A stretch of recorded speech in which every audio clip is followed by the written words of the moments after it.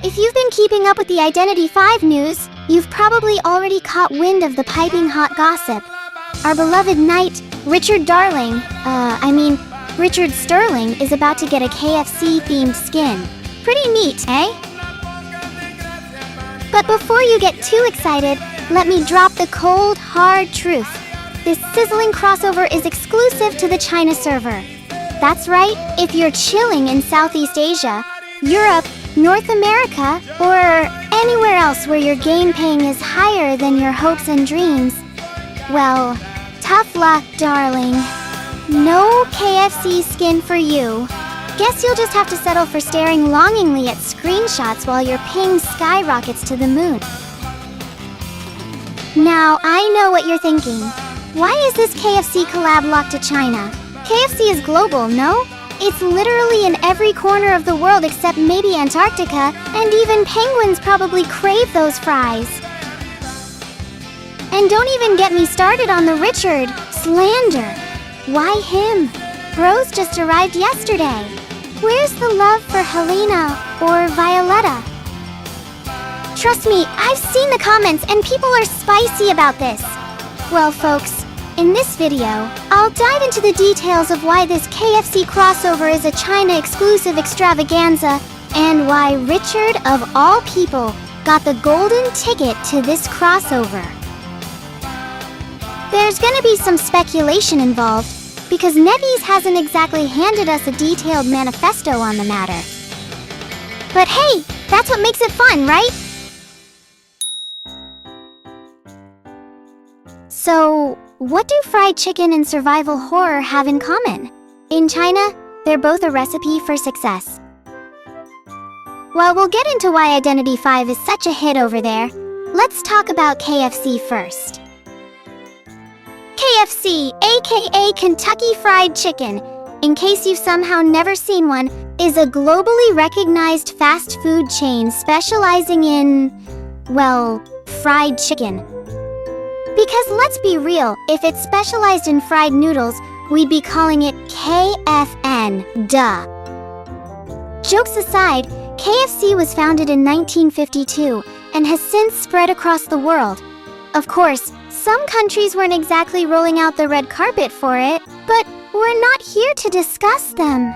Instead, let's talk about one country in particular, China. KFC was the first Western fast food chain to set foot in China, opening its first restaurant in Beijing back in 1987. Fast forward to early 2024, and there are more than 10,000 KFC outlets in China, absolutely demolishing its closest rival, McDonald's, which only has slightly less than 6,000. One can argue that KFC in China is bigger than that one top-tier mind's eye who kites Haster for 5 minutes straight. Heck, it might even be more popular than Identity 5 itself. In China, KFC is run by a company called Yum China. They also run Pizza Hut and Taco Bell there. But in other countries, different people or companies own the KFC restaurants. Because of this, KFC can change its plans to fit each place. The people or company who run the restaurants in each country know what their customers like, so they can make the food and the way they sell it better for that area. Keep this thing in mind, as this is also the reason why KFC crossover with Identity 5 only happened in China, which I will explain later. Now, while KFC reigns supreme in China, it's a different story elsewhere. In its own birthplace, the US, KFC has a tough time competing with other fast food giants. And while it does okay in other parts of Asia, it never reaches the same level of hype. Over in Europe, good luck finding one in Finland, Norway, or Montenegro. And in Africa, let's just say KFC is missing in action in more countries there than anywhere else. Long story short, KFC is huge in China. But why is it thriving there more than anywhere else? Well, my dear viewers, that's where you put your internet to good use. Open your phone, type that question into Google, and educate yourself. Like, seriously. Stop using your Wi-Fi just to look up GTA cheats or stalking your ex's vacation. Now that we know KFC is huge in China, it makes sense for Identity V to do a crossover with it there, right? Well, before we jump to conclusions, let me hit you with a more important question. Is Identity V more popular in China than anywhere else in the world? Because here's the thing. If KFC is a big deal in China but Identity V isn't, then why would KFC even bother with the crossover? They're a massive company, and they wouldn't waste their time on a game that's barely relevant. And on the flip side, if Identity V was way more popular outside of China, then what's the point of collaborating with KFC in China if barely anyone there plays the game? So, logically, for this crossover to happen, both Identity V and KFC must be benefiting from it. That means both needs to be major players in their respective fields. We already established that KFC dominates China's fast food scene, so now let's talk about Identity V. Now, I'm not exactly the best person to explain Identity V's success in China since I'm not Chinese, but here's what I do know. Identity V is a mobile game, and mobile gaming is huge in China. Like, really huge. Mobile gaming makes up a massive chunk of the country's gaming revenue, and with smartphones being so accessible, playing games on mobile has become a major form of entertainment. China has hundreds of millions of mobile gamers, which means any successful mobile game there has an enormous market to tap into. Since Identity V is, at its core, a mobile game, it naturally benefits from this mobile gaming boom. More players led to more revenue, which led to bigger marketing campaigns, which led to even more players. It's a cycle that keeps the game growing, not just in China, but worldwide. And let's not forget that Identity V's publisher, NetEase, is a major player in the Chinese gaming industry. Plus, the game has an esports scene. For your information, esports only thrives when there's a huge and dedicated player base. Though, personal opinion here, I still don't get why some of these games are called esports. Like, what kind of sport is it when the only thing moving is your fingers? But hey, that's just me ranting, so let's move on. Even with massive games like Genshin Impact and Honor of Kings running the show, Identity V manages to hold its own thanks to its niche appeal. In the world of asymmetrical horror mobile games, Identity V is arguably one of the most popular, both in China and globally. That said, while Identity V does have a player base outside of China, it's nowhere near as dominant. Need proof? China gets its own server, while the rest of the world is crammed into just two, Asia and NAEU. If that's not a sign of where the player concentration is, I don't know what is. And if that's not convincing enough, just look at how many in-game events revolve around Chinese theme. The Chinese New Year, the China exclusive anniversary stream, and even crossover attempts that never made it to global, like the Junji Ito and Bungo Stray Dogs skins. All of this seemingly screams, China first, global second.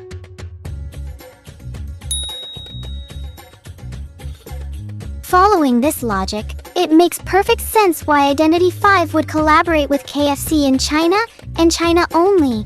Both brands are thriving in that market, so why wouldn't they team up there? Now, let's put this into perspective with a simple question. Why would Identity V bother doing a KFC crossover in regions where KFC isn't even that big? Like, what's the point of an IDV and KFC event in Europe if some European countries don't even have KFC? But instead of just guessing, I did some digging. I scrolled through Twitter, Reddit, and Discord, and here are the best answers I found. Unlike other crossovers where you just log in and claim your reward, the ultimate reward for KFC crossover actually requires physical effort. That's right, besties! You gotta leave your house for this one! In order to get the skin, you need to physically go to a KFC, buy something, and get a code. Now, imagine this scenario. If Identity 5 isn't all that popular in a certain country, what does KFC get out of this deal? They're expecting players to come in and buy their food, but if barely anyone plays IDV there, then who's actually showing up? Let's say KFC prepares 1,000 meals for the event, but only 50 people show up. That's just sad. No company wants that. Now, let's take it one step further. Imagine your country doesn't even have a KFC. What are you gonna do? Apply for a passport, get a visa, and book a flight to a neighboring country just to get the skin? Bro, at that point you're spending way more than the skin is worth. Only the most diehard fans would even consider it. And from a business perspective, yeah, that's a terrible investment for both KFC and IDV. But there's more! Let's say your country has no KFC and barely any IDV players. Now imagine IDV and KFC going through all the effort to set up a collab there. What do you think happens? Well, that's what I call a disaster. And then, we have the licensing problem. Now, I'll be real with you. I struggle to wrap my head around this part, but here's what I gathered. Remember how I mentioned KFC in China is run by Yum China? Well, KFC in other countries is run by different companies, and each company has its own policies. Just because KFC China gave the green light for a collab, doesn't mean every other KFC branch around the world will automatically agree. Unless, of course, you're Colonel Sanders himself, in which case, please sir, drop the global collab. But seriously, licensing is a lot easier to handle within China, especially since NetEase's headquarters are also based there. That alone makes the whole process way smoother compared to negotiating with multiple different companies across the world. That's about as much as I could break it down. But if any of you have a better explanation, or if I got something wrong, feel free to school me in the comments.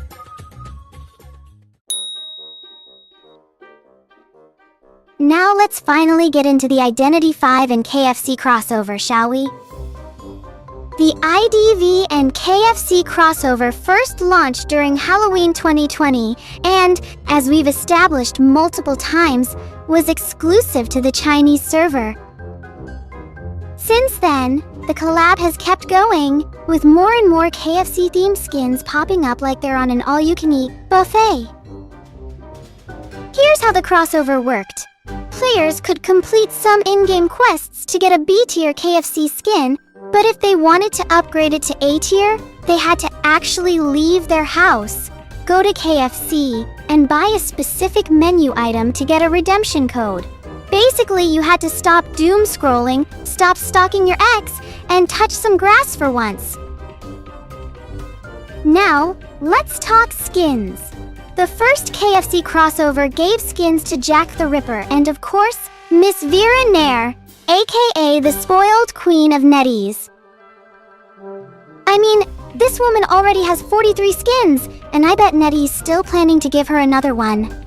Meanwhile, Percy mains? Oh, they can just sit in the corner and cry because he's only got 9 skins. Single digit, and that's including his C-tier skins. Someone at NetEase clearly has favorites. Anyway, fast forward to 2023, and the crossover continued, this time with Naiad getting a skin. Now, in 2025, our dear Richard Darling, Sterling, is the latest character to get the KFC treatment. Details on his KFC skin are still under wraps, but according to IDV Clue on Twitter, more info should be dropping soon. Stay tuned, besties, because this fried chicken saga isn't over yet.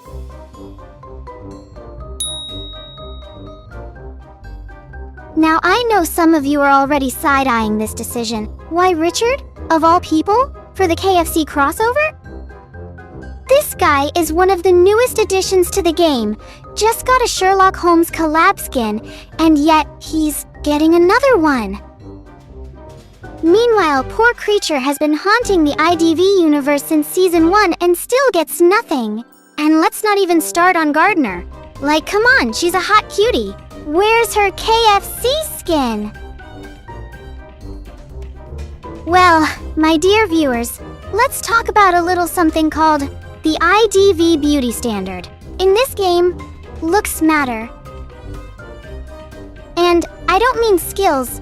No, you can be the most busted survivor like lawyer, tanking terror shocks like it's nobody's business, and still get way fewer skins than some dude who gets one shot but happens to be hot. Still not convinced? Look at Charles Holt. Dude is right there, yet he gets fewer skins than Frederick Ryberg. Why? Because he's not pretty enough. So, here's the real reason Richard got the KFC skin. Hotness equals popularity. Popularity equals more people playing the character. More people playing means NetEase raking in that cash every time they drop a shiny new skin. And guess what? Richard is hot and popular. So of course NetEase is gonna milk him for all he's worth. In the end, it's just business, besties.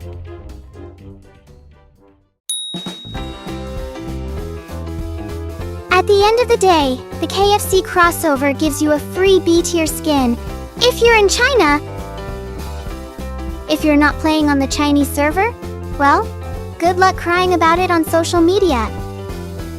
Surely you can post your angry tweets, rant in Reddit threads, perhaps even make a whole video about how unfair the life is. The developers probably won't care, but hey, at least you'll have a good vent. And hey, don't get me wrong, I'd love for these skins to be available globally, but let's be real, the chances of that happening are about as high as you escaping full team while playing solo rank. Yeah, that chance. But don't lose hope just yet. We do have some food-themed skins available worldwide. Like, you know, that dairy cow skin for Emma Woods. Yup, totally the same level of hype as a KFC crossover. Anyway, if I missed anything, feel free to add it. This is your broadcaster, Selmina, signing out.